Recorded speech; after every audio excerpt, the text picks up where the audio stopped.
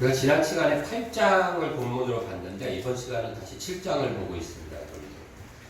왜냐하면 우리가 에스겔서를 보는 게 순서대로 보는 것이 아니라 물론 순서대로도 보지만 주제별로 살펴보겠다라고 했어요. 그래서 이렇게 본문은 좀 바뀌었지만 어쨌든 순서대로 나가고 있는 겁니다. 지난 시간에 우리가 살펴본 것들 잠깐 되돌아봤으면 좋겠습니다. 우리가 지난 시간에 우리가 살펴본 게 이스라엘의 죄악과 심판에 대해서 환상과 비유의 말씀을 통해서 하나님이 말씀하고 계신다 이렇게 살펴봤습니다. 기억이 좀 나시죠? 네. 환상을 통해서는 성전의 그런 우상과 각종 그런 모습들을 통해서 그 사람 이스라엘 백성들은 하나님 우리를 버리고 떠났지 않습니까? 라고 얘기했지만 사실은 하나님이 떠나신 게 아니라 이스라엘이 하나님께 등을 돌렸고 하나님을 밀어냈다라는 얘기 살펴봤습니다. 비유를 통해서는 그 악한 음란한 여인의 비유를 통해서 그런 이스라엘의 모습을 통해서 상처받으신 하나님의 마음을 우리가 생각해봤습니다. 기억들 하시죠? 네. 이제 이런 모습들을 보시면서 하나님께서 그들을 이스라엘 백성들에게 어떻게 할 것인가에 대해서 오늘 말씀하시는 게 오늘의 말씀입니다. 4절 말씀 한번 같이 읽어보겠습니다. 다시 한번 읽습니다. 4절 시작. 내가 너를 불쌍히 여기지 아니하며 긍휼히 여기지도 아니하고 내 행위대로 너를 벌하여 내 가증한 일이 너희 중에서 나타나게 하리니 내가 여호와인 줄을 너희가 알리라. 아멘. 이게 하나님이 그들에게 하시겠다라는 결론이에요. 하나님이 7장, 8장, 9장에 계속 이 말씀을 하십니다. 특별히 내가 너를 불쌍히 여기지 아니하고 긍휼히 여기지도 아니하겠다라는 첫 번째 말씀이에요. 그래서 이 말씀이 우리가 읽은 본문 9절도 보시면 9절 보세요. 7장 9절 같이 읽어볼게요. 시작. 내가 너를 불쌍히 여기지 아니하며 긍휼히 여기지도 아니하고 내 행위대로 너를 벌하여 내 가증한 일이 너희 중에 나타나게 하리니. 8장 18절도 보세요. 18절 한번 봅시다. 8장 18절 시작. 그러므로 나도 분노로 가까 불쌍히 여기지 아니하며 긍휼을 베풀지도 아니하리니. 9장 10절도 한번 봅시다. 마지막으로 9장 10절. 그러므로 내가 그들을 불쌍히 여기지 아니하며 긍휼을 베풀지 아니하고 그들의 행위대로 그들의 머리에 갚으리라 하시더라. 이 첫 번째, 하나님이 이런 패역한 이스라엘 백성들에게 첫 번째 행하시겠다는 게 뭐냐면 내가 너희를 더 이상 불쌍히 여기지도 않고 긍휼히 여기지도 않고 그냥 니네가 행한 대로 너네한테 돌아가게 하겠다라는 거예요. 이 말을 잘 읽어보면 이런 겁니다. 이 말의 속뜻은 사실은 우리가 지금 이렇게 멀쩡하게 살아가는 것이 하나님이 우리를 불쌍히 여기시고 긍휼히 여기셨기 때문이라는 거예요. 우리는 하나님 왜 나한테 관심 없으세요? 라고 하지만 그게 아니에요. 하나님이 우리에게 관심이 없으시면 우리는 이만큼도 살 수 없었던 존재라는 거예요. 그걸 우리가 잊고 있어요. 우리는 우리 스스로가 그래도 좀 괜찮은 존재라고 생각하고 있는 것 같아요. 그런대로 그냥 악당은 아니잖아 이런 생각을 갖고 있는 것 같아요. 그래서 그냥 그런대로 괜찮아. 그래서 가끔 하나님 나 좀 내버려 두세요 이런 무서운 말도 하는 것 같습니다. 그런데 하나님이 이스라엘 백성을 보면서 하신 얘기가 뭐냐면 이스라엘 백성들이 그동안도 막 죄악을 저질렀어요. 그럼에도 불구하고 그들이 그래도 숨을 쉬고 벼락을 안 맞고 살아갈 수 있었던 것이 하나님이 그들을 불쌍히 여기고 긍휼히 여기셨기 때문에 그나마 살아갈 수 있었던 거예요. 그런데 이제는 하나님께서 내가 너희를 더 이상 불쌍히 여기지도 긍휼히 여기지도 않겠다라고 얘기하시는 거예요. 오늘날 신약 시대로 얘기하면 우리가 이렇게 살아가는 것 자체가 저와 여러분들이 이렇게 그래도 괜찮은 모습으로 살아가고 있는 것 자체가 예수 그리스도의 은혜 때문이다라는 것을 우리가 잊지는 않아요. 우리가 그걸 잊어버리잖아요. 그냥 우리가 계산한 줄 알아요. 로마서 5장 한번 볼까요? 로마서 5장에 보면 예수님의 십자가의 은혜를 잊기 이전에 우리의 모습이 어떠했는지를 세 가지 모습으로 얘기하고 있는데 한번 찾아봅시다. 로마서 5장 6절 볼까요? 로마서 5장 6절 찾으셨나요?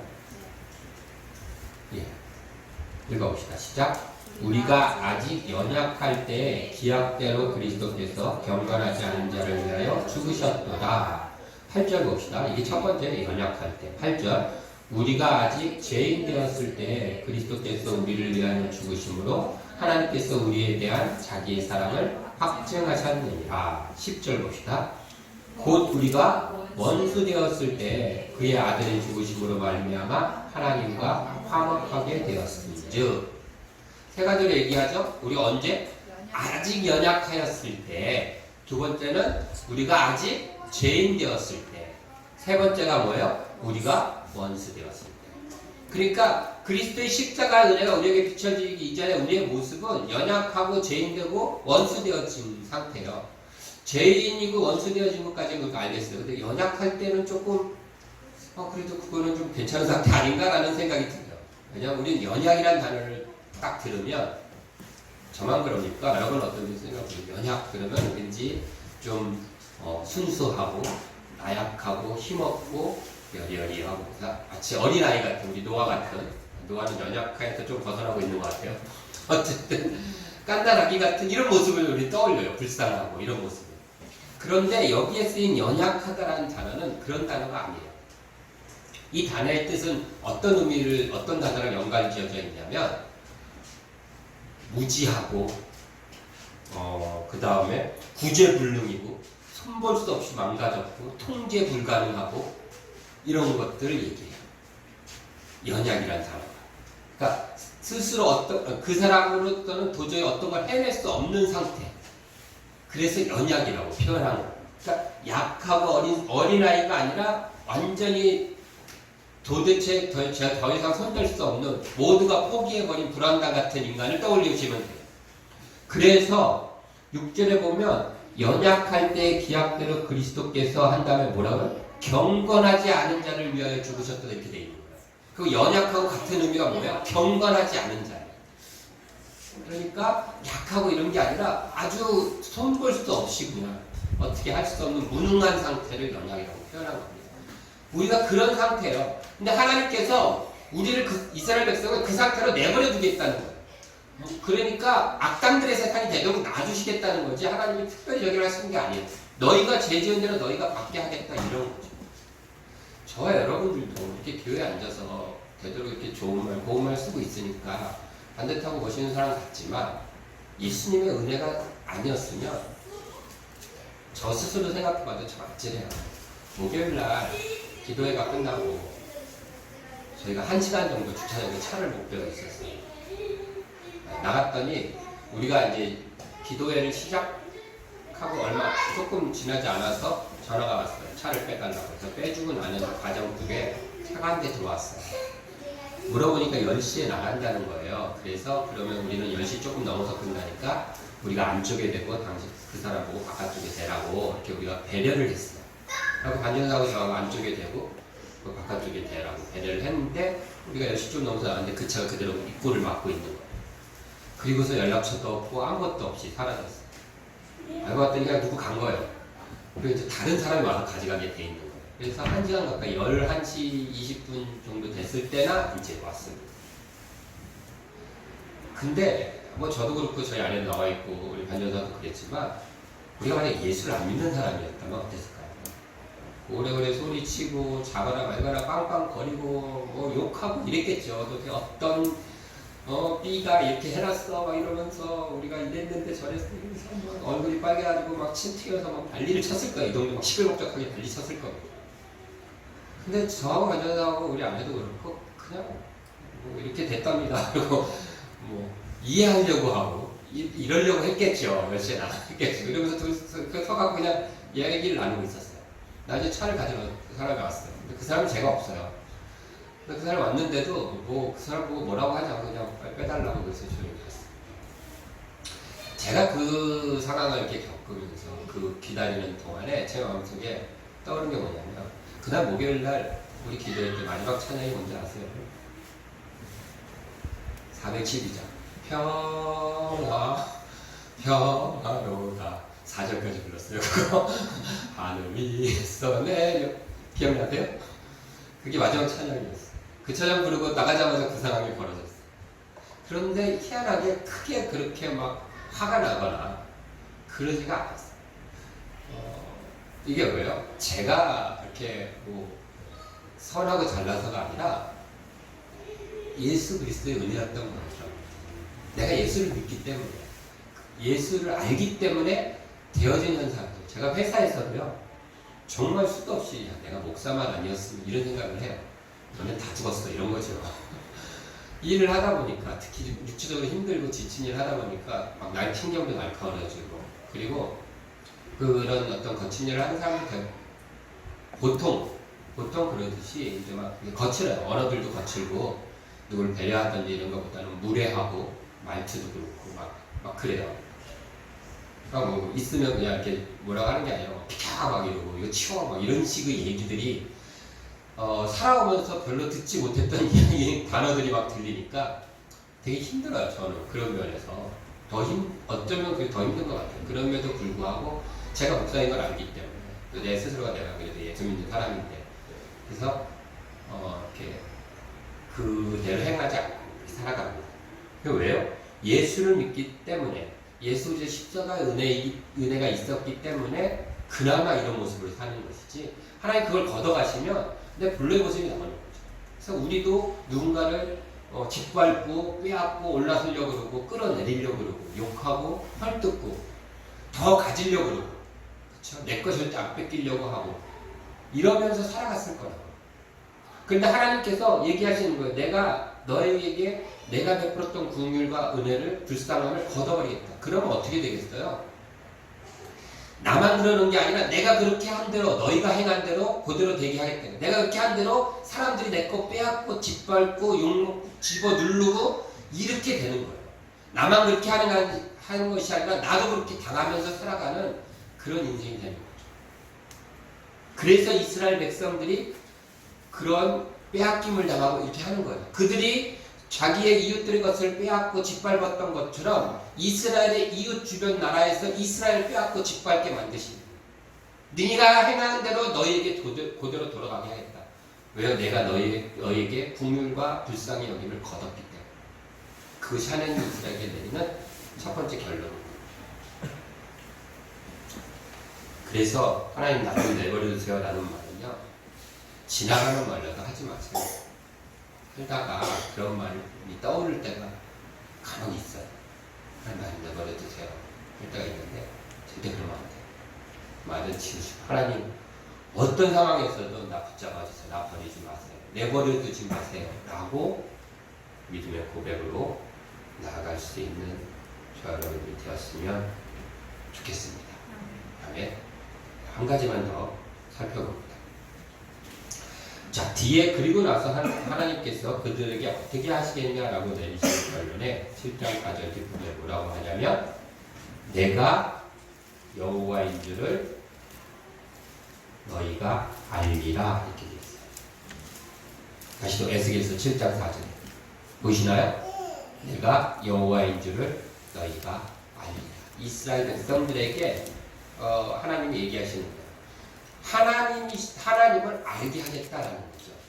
근데 이 내가 여호와인 줄을 너희가 알리라라는 이 말이 에스겔서의 가장 중요한 핵심 구절 중에 하나예요. 이 말이 성경 전체에 72번 쓰였어요.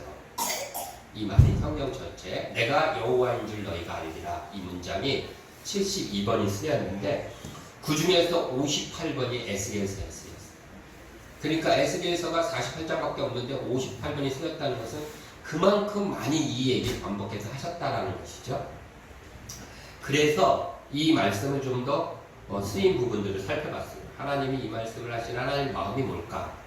그래서 찾아봤더니 두 가지 상황에서 이 말씀을 하시는데 하나는 심판하시는 상황을 통해 심판을 통해서 너희가 여호와인 줄을 내가 여호와인 줄 아니라 하고 말씀합니다.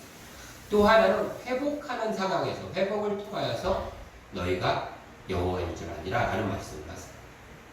어떤 게 더 많을까요? 횟수가 심판하시면서 얘기하실 때가 많을까요? 회복하시면서 이 말씀을 내가 하나님인 줄 알 것이다 라고 하는 게 많을까요? 뭐 같아요? 뭐가 더 많았으면 좋겠어요? 네? 회복이 많았으면 좋겠어요. 38번이 징계와 심판을 얘기할 때 너희가 이것을 통해서 내가 여호와인 줄 아니라 라고 얘기하시고요. 20번 정도가 회복을 이스라엘 회복을 얘기하면서 이야기하십니다. 저도 우리도 하나님께서 회복을 통해서 얘기했으면 좋겠다라고 이렇게 생각을 했었어요. 그런데 심판을 말씀하시면서 너희가 나를 알 것이다 라는 게 더 많았어요. 그런데 좀 더 자세히 그 심판의 구절을 살펴봤더니 그 심판의 구절 38번 중에서 20번 정도가 이방인에 대한 심판을 얘기하시면서 하시는 말씀이었어요. 그리고 18번만이 이스라엘의 심판을 얘기하시면서 하시는 말씀이에요. 그러니까 다시 말해서 40번 정도는 이스라엘의 회복과 그 이스라엘을 위해서 이방인들을 심판하시면서 하나님께서 너희가 나를 여호와인 줄 알리라 라고 말씀하고 계셨더라고요. 저는 여기에 하나님의 마음이 있다고 생각합니다. 하나님께서는 우리를 징계하심을 통해서 또 어렵고 안 좋은 일들을 통해서 하나님 살아계시구나 라고 깨닫게 하실 수도 있어요. 또 하나는 우리에게 하나님의 은혜를 베푸심으로써 역시 하나님이 계시는구나 라고 깨닫게 하실 수도 있어요. 그럼 하나님의 마음은 우리를 징계하시는 것보다는 우리에게 은혜를 베푸시면서 우리가 그 은혜를 누리면서 은혜를 발견하면서 하나님을 알게 되기를 더 원하신다라는 거예요. 지난 목요일날 세인이가 기도 제목을 냈어요. 발이 아파서. 코로나를 지내면서 이겨내면서 면역력이 많이 떨어졌는지 한포진이 다시 올라왔어요. 발바닥이. 그래서 이 발바닥이 완전히 이렇게 걷지 못할 정도로 진물이 막 나고, 그래갖고 양쪽 발이 다 그랬어요. 그래서 양말하고 완전히 막 다 달라붙어가지고 엉망진창인 상황에서 이제 코로나 격리 끝나고 첫 출근한 게 목요일이었어요. 근데 목요일 기도회가 있으니까 상동역에서 만나서 오거든요. 상동역에서 오는데 거기 기다리고 있는데 혜인이 막 쩔뚝쩔뚝 거리면서 이렇게 와요. 차에 타길래 너 괜찮냐? 반주 할 수 있겠냐? 라고 했어요. 뭐 해봐야죠. 뭐 이렇게 엉망진창인데 해봐야 되겠다. 그래서 교회 와서 반주를 하고 기도 제목으로 냈어요. 그래서 우리 같이 기도를 했죠. 그리고 기도를 하고 나서 이제 갔습니다. 제가 어저께 세인에게 물어봤어요. 어떻게 반응이 괜찮냐? 그랬더니 세인이가 얘기하는 목요일날 기도를 하고 현저하게 좋아졌다는 걸 제가 느끼만큼 질문이 났다고 딱 멈췄고 좋아졌다. 그러면서 세인이 하는 얘기가 목요일날 너무 이렇게 발이 아프고 힘들었는데 생각했대요. 그래서 내가 딴 것도 아니고 반주를 하러 가는데, 교회 반주를 하는데 이것 때문에 더 아파진다는 건 말이 안 된다. 이것 때문에 오히려 나으면 나아야지 더 아파지면 안 되지 않습니까? 이러면서 이제 속으로 생각을 했다는 거예요. 사실 저도 그런 생각이 있었는데 처음 말을 못하고 있었는데 그 생각을 했다는 거예요. 근데 그러고 나서 이렇게 반주를 열심히 했는데 또 기도했는데 나았다라는 얘기를 들었어요. 저는 그 얘기를 들으면서 마가복음 5장에 나오는 12의 혈류증 걸린 여인의 이야기가 문득 떠올랐어요. 예수님의 옷자락만 잡고 자기의 불이 나을 것이다 라는 그 믿음의 상상력으로 손을 내밀죠. 그리고 예수님의 능력이 그 여인에게, 그 여인이 12년 동안 앓았던 병이 고쳐지는 역사가 일어납니다. 세인이도 똑같은 거죠. 자기가 아프지만 내가 반주를 하면 나을 것이다. 그게 맞지. 라는 거죠. 예수님께서 왜 복음서에 보면 수많은 기적을 행하셨을까? 이것을 통해서 하나님의 은혜와 기적들을 통해서 하나님을 알아라라는 거죠. 그렇죠? 내가 이만큼 능력이 있어 이게 아니잖아. 내가 하나님인 걸, 내가 하나님이 보내신 예수 그리스도 메시아인 걸 너희가 알아라라는 거죠. 결국은 하나님인 줄을 알아라라는 거죠. 뭘 통해서? 은혜를 통해서 알아라는 거죠.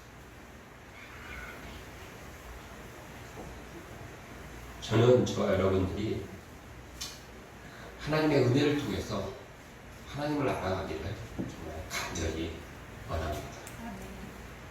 해나가 목요일날 그런 얘기를 했어요. 그 재정, 11조, 헌금 이런 걸 놓고 지금 고민 속에 있나. 하나님께 그걸 다루시는 것 같아요. 11조와 뭐 헌금 이런 것이 지금 믿음의 척도를 잰다든지 이러지는 않아요. 그건 저도 그렇게 생각하고 우리 교회 모두가 그거는 믿음의 뭐 깊이와 낮이 이런 거랑은 상관이 없습니다. 그러나 그런 재정 문제를 갖고 할 수 있는 건 뭐냐면 하나님을 알아가는 통로가 되는 건 확실해요. 그래서 저는 그 얘기를 들으면서 그것을 통해서 하나님을 알아갈 수 있는 좋은 기회가 되었으면 좋겠다라는 마음이 들었어요. 우리 태욱 선생님도 그런 비슷한 재정과 관계된 그런 걸 한 기억이 있죠. 그러니까 그런 비슷한 경험들 다 해요. 신앙인 그런 것 중에서 하나님. 그러면서 더불어서 말씀을 준비하면서 그런 생각이 들었어요. 그런 재정을 통해서 하나님을 알아가되 그